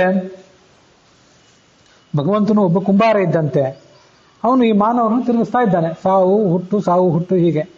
ಅದಕ್ಕೆ ನಮಃ ಕುಲಾಲೇಭ್ಯ ಕರ್ಮಾರೇಭ್ಯಶ್ಚವೋ ಅಂತ ರುದ್ರಾಧ್ಯಾಯ. ಭಗವಂತ ಕುಲಾಲ ಕುಂಬಾರ, ಅವನು ಕರ್ಮಾರ ಅಂದ್ರೆ ಕಮ್ಮಾರ, ಅವನು ಕಮ್ಮಾರ, ಅವನೇ ಪತ್ತಾರ, ಅವನೇ ಈ ಬಡಿಗರ ಕೆಲಸ ಮಾಡುವವನು, ಹೀಗೆ ಎಲ್ಲಾ ಕೆಲಸಗಳನ್ನು ಮಾಡುವವನು ಅವನೇ. ಜೀವನನ್ನು ಹೀಗೆ ತಿರುಗಿಸ್ತಾ ಇದ್ದಾನೆ. ವೇದಶಾಸ್ತ್ರ ವಿಚಾರಗೈದು ನಿಷೇಧ ಕರ್ಮವ ತೊರೆದು ನಿತ್ಯದಿ ಸಾಧು ಕರ್ಮವ ಮಾಳ್ಪರಿಗೆ ಸ್ವರ್ಗಾದಿ ಸುಖವೀವ. ಐದಿಸುವ ಪಾಪಿಗಳ ನಿರಯವ ಖೇದ ಮೋದ ಮನುಷ್ಯರಿಗೆ ಧ್ರುವಾದಿಗಳಿಗೆ ಅಂಧಂತಮದಿ ಮಹದುಃಖಗಳನ್ನುಣಿಪ. ವೇದಶಾಸ್ತ್ರಗಳನ್ನು ನಿತ್ಯ ವಿಚಾರ ಮಾಡಿ ಮನನ ಮಾಡ್ತಾ ನಿಷಿದ್ಧ ಕರ್ಮಗಳನ್ನು ತೊರೆದು ಪ್ರತಿನಿತ್ಯ ಯಾರು ಸಾಧು ಕರ್ಮಗಳನ್ನ ಅಂದ್ರೆ ಸತ್ಕರ್ಮಗಳನ್ನ ಮಾಡ್ತಾರೆ ಅವರಿಗೆ ಭಗವಂತ ಸ್ವರ್ಗ ಮೋಕ್ಷ ಮೊದಲಾದ ಸುಖಗಳನ್ನು ಕೊಡ್ತಾನೆ. ಪಾಪಿಗಳನ್ನ ನರಕದಲ್ಲಿ ಹಾಕ್ತಾನೆ. ಐದಿಸುವ ಪಾಪಿಗಳ ನಿರಯವ, ಅವರಿಗೆ ನಿರಯ ಅಂದ್ರೆ ನರಕ, ಆ ನರಕಕ್ಕೆ ಅವ್ರನ್ನು ತಲುಪಿಸ್ತಾನೆ. ಖೇದ ಮೋದ ಮನುಷ್ಯರಿಗೆ, ಅಲ್ಲಿ ನಿಷೇಧ ಕರ್ಮವ ತೊರೆದು ನಿತ್ಯದಿ ಸಾಧು ಕರ್ಮವ ಮಾಳ್ಪರಿಗೆ ಅಂತಿದೆಯಲ್ಲ, ಸಾಧು ಕರ್ಮ ಮಾಳ್ಪರು ಅಂದ್ರೆ ಸಾತ್ವಿಕರು, ಅವರಿಗೆ ಸ್ವರ್ಗ ಮೋಕ್ಷ ಮೊದಲಾದವುಗಳನ್ನು ಕೊಡ್ತಾನೆ. ಪಾಪಿಗಳು ಅಂತಂದ್ರೆ ಅಂಧಂತಮೋಯೋಗಿರಾದಂಥ ತಾಮಸರು, ಅವರಿಗೆ ಆ ಅಂಧಂತಮಸ್ಸನ್ನೇ ಹೋಗಿ ಮುಟ್ಟುವಂತೆ ಮಾಡ್ತಾನೆ. ಖೇದ ಮೋದ ಮನುಷ್ಯರಿಗೆ, ಇಲ್ಲಿ ಮನುಷ್ಯರು ಅಂದ್ರೆ ವಸ್ತುತಃ ಮನುಷ್ಯರು ಅಂತ ಅರ್ಥ ಅಲ್ಲ, ರಾಜಸರು ಅಂತ ಅರ್ಥ. ಆ ರಾಜಸರಿಗೆ ದುಃಖ ಸುಖ ಇವುಗಳ ಮಿಶ್ರಣ ಸ್ಥಿತಿಯನ್ನೇ ಒದಗಿಸ್ತಾನೆ. ಅವರಿಗೆ ಅದೇ ಸ್ಥಿತಿಯೇ ಶಾಶ್ವತವಾಗಿರುವಂತೆ ಮಾಡ್ತಾನೆ. ನಿರ್ಗುಣ ಉಪಾಸಕಗೆ ಗುಣ ಸಂಸರ್ಗ ದೋಷಗಳೀಯದೆ ಅಪವರ್ಗದಲ್ಲಿ ಸುಖವಿತ್ತು ಪಾಲಿಸುವನು ಕೃಪಾಸಾಂದ್ರ. ದುರ್ಗಮನು ಎಂದೆನಿಪ ತ್ರೈವಿದ್ಯರ್ಗೆ ತ್ರಿಗುಣಾತೀತ ಸಂತತ ಸ್ವರ್ಗ ಭೂ ನರಕದಲ್ಲಿ ಸಂಚಾರವನ್ನೇ ಮಾಡಿಸುವ. ಭಗವಂತನನ್ನು ನಿರ್ಗುಣ ಅಂತ ಉಪಾಸನೆ ಮಾಡಬೇಕಂತ. ನಿರ್ಗುಣ ಅಂತ ಅದ್ವೈತದಲ್ಲಿ ಮತ್ತೆಷ್ಟೋ ಜನ ನಿರ್ಗುಣ ಅಂತ ಉಪಾಸನೆ ಮಾಡ್ತಿರ್ತಾರೆ. ನಾವು ಕೂಡ ಭಗವಂತನ ನಿರ್ಗುಣ ಅಂತ ಉಪಾಸನೆ ಮಾಡಬೇಕು. ಅವರು ಮಾಡೋ ನಿರ್ಗುಣ್ಯದ ಉಪಾಸನೆಗೂ ನಾವು ಮಾಡುವಂಥ ನೈರ್ಗುಣ್ಯದ ಉಪಾಸನೆಗೂ ವ್ಯತ್ಯಾಸ ಇದೆ. ಅಂತೂ ನಾವು ಒಂದು ಮಾಡಬೇಕು. ಹಾಗೆ ನೈರ್ಗುಣ್ಯದ ಉಪಾಸನೆ ನಾವು ಮಾಡಿದರೆ ಸತ್ವರಜಸ್ತಮೋ ಗುಣಗಳಿಂದ ಇತರ ಹಿತ, ಅನಂತ ಗುಣಪೂರ್ಣ ಪರಿಪೂರ್ಣನಾಗಿದ್ರು ಪ್ರಾಕೃತ ಗುಣಗಳಿಂದ ಇತರ ಹಿತ ಅಂತ ತಿಳ್ಕೊಂಡು ಬಿಟ್ಟಿದ್ರೆ ನಿರ್ಗುಣೋಪಾಸಕನಿಗೆ ಗುಣ ಸಂಸರ್ಗ ದೋಷಗಳು ಈಯದಲೆ. ಈ ಸತ್ವರಜಸ್ತಮೋ ಗುಣಗಳ ಕಟ್ಟುಪಾಡಿನ ರೂಪವಾದ ಸಂಸಾರ ಏನಿದೆ, ಸಂಸಾರವನ್ನು ತರಿದೊಗೆದು ಅಪವರ್ಗ ಅಂದ್ರೆ ಮೋಕ್ಷ, ಅಲ್ಲಿ ಸುಖ ಇತ್ತು ಪಾಲಿಸ್ತಾನೆ. ಯಾರು? ಈ ಪರಮಾತ್ಮ ಪಾಲಿಸುವನು ಕೃಪಾಸಾಂದ್ರ. ದುರ್ಗಮನು ಎಂದೆನಿಪ ತ್ರೈವಿದ್ಯರ್ಗೆ, ಯಾರು ತ್ರೈವಿದ್ಯರು ಇದ್ದಾರೋ ಆ ತ್ರೈವಿದ್ಯರು ಅನಿಸ್ಕೊಂಡವರಿಗೆ ಈತ ದುರ್ಗಮ. ತ್ರೈವಿದ್ಯರು ಆತನನ್ನು ಹೋಗಿ ಮುಟ್ಟೋದೇ ಸಾಧ್ಯವಿಲ್ಲ. ಯಾಕೆಂದ್ರೆ ಇವನು ತ್ರಿಗುಣಾತೀತ, 3 ಗುಣಗಳ ಪ್ರಭಾವದಿಂದ ದೂರ ಇದ್ದವನು. ಸಂತತ ಸ್ವರ್ಗ ಭೂ ನರಕದಲ್ಲಿ ಸಂಚಾರವನ್ನೇ ಮಾಡಿಸುವ. ಯಾರು ವೇದದ ನಿಜವಾದ ಅಭಿಪ್ರಾಯವನ್ನು ತಿಳ್ಕೊಳ್ಳದೆ ಯಜ್ಞಗಳನ್ನು ಮಾಡಬೇಕು ಅಂತಾರೆ, ಕರ್ಮಗಳನ್ನು ಮಾಡಬೇಕು ಅಂತಾರೆ, ಭಗವಂತನ ಭಕ್ತಿಯನ್ನೇ ಮಾಡೋದಿಲ್ಲ, ಅವರು ಸ್ವರ್ಗ ಸುಖ, ಭೂ ಅಂದ್ರೆ ಸುಖ ದುಃಖ ಎರಡು, ನರಕ ಅಂದ್ರೆ ದುಃಖ, ಹೀಗೆ ಸಂಚಾರ ಮಾಡಿಸ್ತಾನೆ ಇರ್ತಾನೆ. ಅವರಿಗೆಂದೂ ಶಾಶ್ವತವಾದಂಥ ಮುಕ್ತಿಯನ್ನು ಕೊಡೋದೇ ಇಲ್ಲ.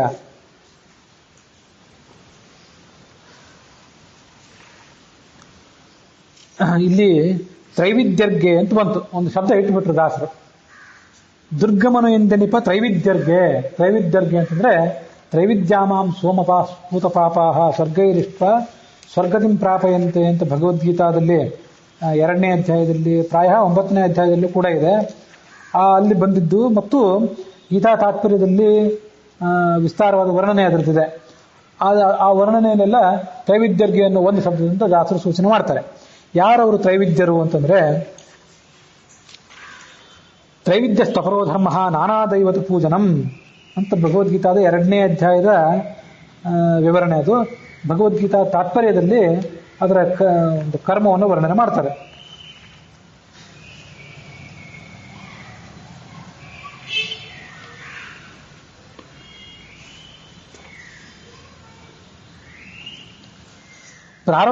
ಪ್ರಾರಂಭ ಮಾತ್ರ ಮಿಚ್ಛಾವ ವಿಷ್ಣು ಧರ್ಮೇನ ನಿಷ್ಫಲ ನಚಾನ್ಯ ಧರ್ಮ ಅಕರಣಾತ್ ದೋಷವಾನ್ ವಿಷ್ಣು ಧರ್ಮ ಕೃತ ಇತ್ಯಾಜ್ಞೇಯೇ. ಅಗ್ನಿ ಪುರಾಣದ ಒಂದು ಮಾತನ್ನು ಮಧ್ವಾಚಾರ್ಯ ಉದಾಹರಣೆ ಕೊಡ್ತಾರೆ.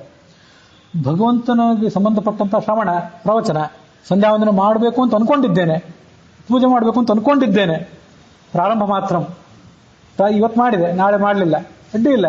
ಪ್ರಾರಂಭ ಮಾಡಿದ್ರಲ್ಲ, ಹೋಗ್ಲಿ, ಮಾಡಬೇಕು ಅಂತ ಇದ್ದಾರೆ, ಆದ್ರೆ ಆಗ್ತಿಲ್ಲ, ಸಂಸಾರದ ಒತ್ತಡ ಬಹಳ ಅಂತ ಇಚ್ಛೆ ಯಾರು ಪಡ್ತಾರೆ, ಅದು ವಿಷ್ಣು ಧರ್ಮೇ ನಿಷ್ಫಲ. ಹಾಗೆ ಮಾಡಿದ್ರೆ ಇಚ್ಛೆ ಮಾಡಿದ್ವಿ, ಒಂದು ದಿವಸ ಮಾಡಿದ್ವಿ, 2ನೇ ದಿವಸ ಮಾಡಲಿಲ್ಲ ಅಂತ ಭಗವಂತ ಸಿಟ್ಟು ಮಾಡೋದಿಲ್ಲ, ನಾಳೆ ನನ್ನ ಹತ್ರ ಬರಬೇಡ ಹೋಗಂತ ಅನ್ನೋದಿಲ್ಲ. ಯಾಕೆಂದ್ರೆ ನಚ ಅನ್ಯ ಧರ್ಮ ಅಕರಣಾತ್ ದೋಷವಾನ್ ವಿಷ್ಣು ಧರ್ಮಕೃತ. ಭಗವಂತನ ಧರ್ಮಗಳಲ್ಲಿ ಮಗ್ನನಾದವನು ಯಾರು ಇರ್ತಾನಲ್ಲ, ಅವನು ಬೇರೆ ಯಾವ ಲೌಕಿಕ ಧರ್ಮವನ್ನು ಮತ್ತಾವುದೋ ಕ್ಷುದ್ರವಾದ ಧರ್ಮವನ್ನು ಮಾಡದೇ ಇದ್ರೂ ಅವನಿಗೆ ಅದೊಂದು ದೋಷ ಇಲ್ಲ. ಅದಕ್ಕಾಗಿ ಅವರಿವರನ್ನ ಜ್ಞಾನಿಗಳಾದವ್ರನ್ನ ಬೈಲಿಕ್ಕೆ ಹೋಗಬಾರ್ದು. ಜ್ಞಾನಿಗಳಾದವ್ರನ್ನ ಹೋಗಲಿ, ಜ್ಞಾನಿಗಳು ಯಾರಂತ ನಮ್ಗೆ ಗೊತ್ತಾಗೋದಿಲ್ಲ. ಮತ್ತು ಯಾರು ಜ್ಞಾನಿಗಳನ್ನು ತೋರಿಸ್ಕೋತಾರೆ ಅವರು ಜ್ಞಾನಿಗಳಾಗಿರೋದೂ ಇಲ್ಲ, ಯಾರೋ ಜ್ಞಾನಿಗಳಾಗಿರ್ತಾರೆ ಅವ್ರು ಗೊತ್ತಾಗೋದು ಇಲ್ಲ ನಮ್ಗೆ.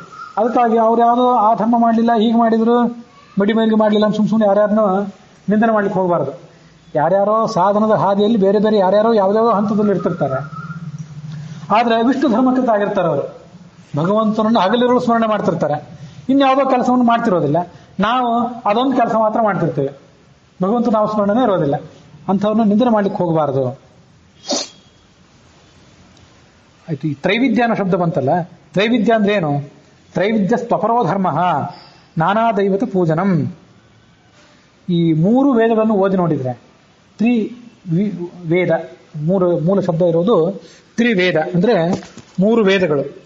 ಆ 3 ವೇದಗಳಲ್ಲಿ ಮಗ್ನರಾಗಿ ಹೋಗಿಬಿಟ್ಟಿದ್ದಾರೆ ಅವರು. 3 ವೇದಗಳಲ್ಲಿ ಅಖಂಡವಾಗಿ ಎಲ್ಲಿ ಹುಡುಕಾಡಿದರೆ ಎಲ್ಲೆಲ್ಲಿ ಯಾವ ಅಗ್ನಿಯನ್ನು ಹೇಳ್ತಾರೆ, ಎಲ್ಲಿ ವರುಣನನ್ನು ಹೇಳ್ತಾರೆ, ಎಲ್ಲಿ ಇಂದ್ರನನ್ನು ಹೇಳ್ತಾರೆ, ಎಲ್ಲ ಗೊತ್ತು ಅವರಿಗೆ. ಎಲ್ಲ ಅದೇ ಗೊತ್ತು. ಅವರೊಳಗೆ ಅಂತರ್ಯಾಮಿಯಾಗಿ ಭಗವಂತ ಹೇಗೆ ಅವರನ್ನು ನಿಯಂತ್ರಿಸಿದ್ದಾರೆ ಅಂತ ಅದು ಗೊತ್ತಿಲ್ಲ. ತ್ರೈವಿಧ್ಯ ಸ್ತಪರೋ ಧರ್ಮ ನಾನಾ ದೈವತ ಪೂಜನಂ, ಬೇರೆ ಬೇರೆ ಬೇರೆ ದೇವತೆಗಳನ್ನು ಪೂಜೆ ಮಾಡೋದೇನಿದೆಯಲ್ಲ ಇದನ್ನ ತ್ರೈವಿಧ್ಯ ಧರ್ಮ ಅಂತ ಕರೀತಾರೆ.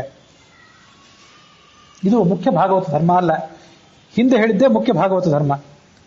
ಏಷ ಭಾಗವತೋ ಮುಖ್ಯ ತ್ರೇತಾದಿಷು ವಿಶೇಷತಃ ಏಷ ಧರ್ಮೋತಿ ಫಲತಃ ವಿಶೇಷೇಣ ಪುನಃ ಕಲವು.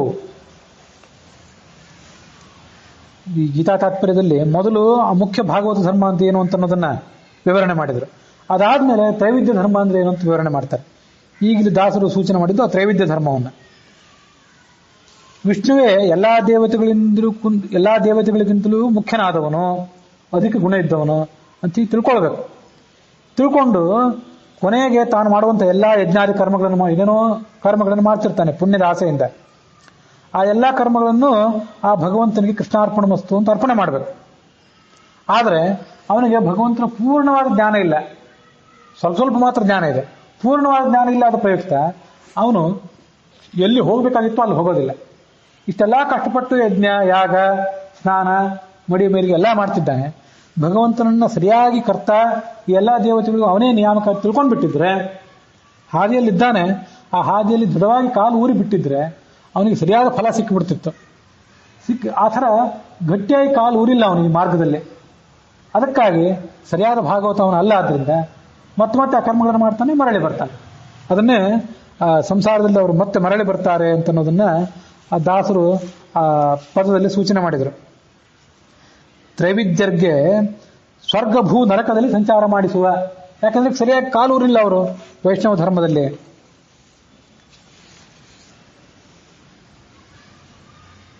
ತ್ರೈವಿಧ್ಯ ಧರ್ಮ ಪುರುಷ ಸ್ವರ್ಗಂ ಭುಕ್ತ ನಿವರ್ತತೆ. ಸ್ವರ್ಗಕ್ಕೆ ಹೋಗ್ತಾನೆ, ಸುಖ ಪಡ್ತಾನೆ, ಮರಳಿ ಬರ್ತಾನೆ. ಪುನಃ ಕುರ್ಯಾತ್, ಮತ್ ಕರ್ಮ ಮಾಡ್ತಾನೆ, ಪುನಃ ಸ್ವರ್ಗಂ ಯಾತಿ ಯಾವದ್ ಹರೇರ್ ವಶೆ. ಸರ್ವಾನ್ ದೇವಾನ್ ಪ್ರವಿಜ್ಞಾಯ ತತ್ಕರ್ಮಯೋ ಸದಾ ಭವೇತ್. ಸಮ್ಯಕ್ತ್ವ ಅಪರಿಜ್ಞಾನಾತ್, ಭಗವಂತನ ಸರಿಯಾದ ಜ್ಞಾನ ಅವನಿಗಿಲ್ಲ. ಅನ್ಯ ಕರ್ಮ ಕೃತೇರಪಿ, ಕೆಲವೊಮ್ಮೆ ಬೇರೆ ಬೇರೆ ಯಾರನ್ನೋ ಧ್ಯಾನ ಮಾಡಿಬಿಡ್ತಾನೆ. ಈ ಎಲ್ಲ ದೋಷಗಳು. ಈ ದೋಷಗಳಿಂದಾಗಿ ಸ್ವರ್ಗಾದಿ ಪ್ರಾರ್ಥನಾ ಆಗ್ತೇವೆ. ಯಾಕೆ ಕರ್ಮ ಮಾಡ್ತಿದ್ದೀವಿ ಅಂತ ಕೇಳಿದ್ರೆ ಸುಖ ಸಿಗಬೇಕಾಗಿದೆ, ಅದಕ್ಕಾಗಿ ಮಾಡ್ತಿದ್ದೇನೆ ಅಂತಂದಾನೆ. ಈ ಎಲ್ಲ ಅವನು ದೋಷಗಳಿವು. ಮಾಡಿದ್ರಿಂದ ಇನ್ನೂ ಒಳಗಿನ ಲೋಭ ಆಸೆ ಹೋಗಿಲ್ಲ. ಆದ್ರಿಂದ ರಾಗಾದೇಶ ಅಪರೀಕ್ಷಯಾತ್ ಸದಾ ವಿಷ್ಣು ಅಸ್ಮರಣಾತ್. ಇದು ಹರಿಪ್ರವಣದ ಏವ ಮುಖ್ಯ ಧರ್ಮ ಅಂತ ತಾತ್ಪರ್ಯ ನಿರ್ಣಯದಲ್ಲಿ 2ನೇ ಅಧ್ಯಾಯದಲ್ಲೋ 3ನೇ ಅಧ್ಯಾಯದಲ್ಲೋ ಒಂದು ಕಡೆ ಬಂದಿತ್ತು. ಯಾವುದೋ ಆಪತ್ತಿನ ಪರಿಹಾರಕ್ಕಾಗಿ ಮತ್ತೆ ಯಾವುದೊಂದು ಪರಿಹಾರಕ್ಕಾಗಿ ಬೇರೆ ಬೇರೆ ಯಾರನ್ನೋ ಧ್ಯಾನ ಮಾಡಿಬಿಡೋದು. ಧ್ಯಾನ ಮಾಡಿದಾಗಲೂ ಕೂಡ ಅವ್ರ ಮೂಲಕ ಆ ಸ್ವಾಮಿಗಳು, ಆ ಯಾರೋ ಮಹಾಪುರುಷರು, ಅವ್ರ ಮೂಲಕ ಭಗವಂತನೇ ಮಾಡಿಸಿದ್ದಾನೆ ಅನ್ನುವಂಥ ಅನುಸಂಧಾನ ಇಲ್ಲದೆ ಇರೋದು. ಇದು ಸಮ್ಯಕ್ತ್ವ ಅಪರಿಜ್ಞಾನ, ಪೂರ್ಣವಾದ ಜ್ಞಾನ ಇಲ್ಲದೆ ಇರೋದು. ಸದಾ ವಿಷ್ಣು ಅಸ್ಮರಣಾತ್, ನಮ್ ಆದ ಕೆಲಸದ ಕ್ರೆಡಿಟ್ ಅನ್ನೆಲ್ಲ ಅವ್ರಿಗೆ ಕೊಟ್ಟು ಬಿಡೋದು, ಇವ್ರು ಮಾಡಿಸಿದ್ರು ಅಂತ ಅನ್ನೋದು. ಇದು ಸದಾ ವಿಷ್ಣು ಅಸ್ಮರಣ, ಯಾವಾಗಲೂ ಭಗವಂತನು ನೆನಪು ಮಾಡಿಕೊಳ್ಳಿಕ್ಕೆ ಮನುಷ್ಯ ವಿಫಲನಾಗೋದು. ತ್ರೈವಿಧ್ಯ ನಾಪ್ನುಯಾತ್ ಪರಂ, ಅದಕ್ಕಾಗಿ ಆತ ತ್ರೈವಿಧ್ಯ ಅನ್ಸ್ಕೋತಾನೆ, ಅವನ ಮೇಲೆ ಹೋಗೋದೇ ಇಲ್ಲ. ಕ್ರಮೇಣ ಮುಚ್ಯತೆ ವಿಷ್ಣು ಕರ್ಮಣ್ಯಂತೆ ಸಮರ್ಪಯನ್ ಯದಿ ಸರ್ವಾಣಿ ಕರ್ಮಾಣಿ ಜನ್ಮಭಿ ಬಹುಭಿ ಶುಭೈ. ಆದರೆ ಆರಂಭದಲ್ಲಿ ಇಂಥವೆಲ್ಲ ದುರ್ಗತಿಗಳನ್ನ, ಇಂಥವೆಲ್ಲ ಸುಖ ದುಃಖಗಳ ಮಿಶ್ರಣವನ್ನ ಆತ ಅನುಭವಿಸಿದ್ರು ಕೂಡ ಮುಂದೆ ಕೊನೆಗೊಂದು ದಿವಸ ತಾನು ಯಾವ ಮಾರ್ಗ ಹಿಡಿದಿದ್ದಾನೋ ಆ ಮಾರ್ಗದಲ್ಲಿ ದೃಢವಾಗಿ ಕಾಲು ಊರ್ಲಿಕ್ಕೆ ಆಗದೇ ಇದ್ರೆ ಹಿಂದುಳಿತಾನೆ, ಊರಿದರೆ ಆತ ಕೊನೆಗೆ ಸದ್ಗತಿಯನ್ನು ಪಡ್ಕೊಳ್ತಾನೆ, ಮುಕ್ತಿಯನ್ನು ಪಡ್ಕೊಳ್ತಾನೆ ಕ್ರಮವಾಗಿ. ಆದರೆ ಆರಂಭದಲ್ಲೇ ಆ ಮಾರ್ಗವನ್ನು ಸರಿಯಾಗಿ ತುಳಿದು ಅಲ್ಲಿ ದೃಢವಾದ ನಿಷ್ಠೆಯನ್ನು ಹೊಂದಿದ್ರೆ ಅವನನ್ನ ಭಗವಂತ ಕೂಡಲೇ ತನ್ನ ಹತ್ರ ಎಳ್ಕೋತಾನೆ. ಸಂಸಾರದಲ್ಲಿ ಹೆಚ್ಚು ಕಾಲ ಆತನನ್ನು ಬಳಲಿಕ್ಕೆ ಬಿಡೋದಿಲ್ಲ ಅನ್ನೋದನ್ನ ತ್ರೈವಿದ್ಯರ್ಗೆ ಅಂತ ದಾಸರು ಆ ಪದ್ಯದಲ್ಲಿ ಸೂಚನೆ ಮಾಡಿದ್ದಾರೆ. ಅಲ್ಲಿಗೆ ಆ 13ನೇಯ ನಾಮಸ್ಮರಣೆ ಸಂಧಿ ಏನಿದೆ ಅದರ 18ನೇ ಪದ್ಯ, ಹರಿಕಥಾಮೃತಸಾರದ 397ನೇ ಪದ್ಯ ಅದು ಇಲ್ಲಿಗೆ ಸಮಾಪ್ತಿಯನ್ನು ಕಂಡಿದೆ.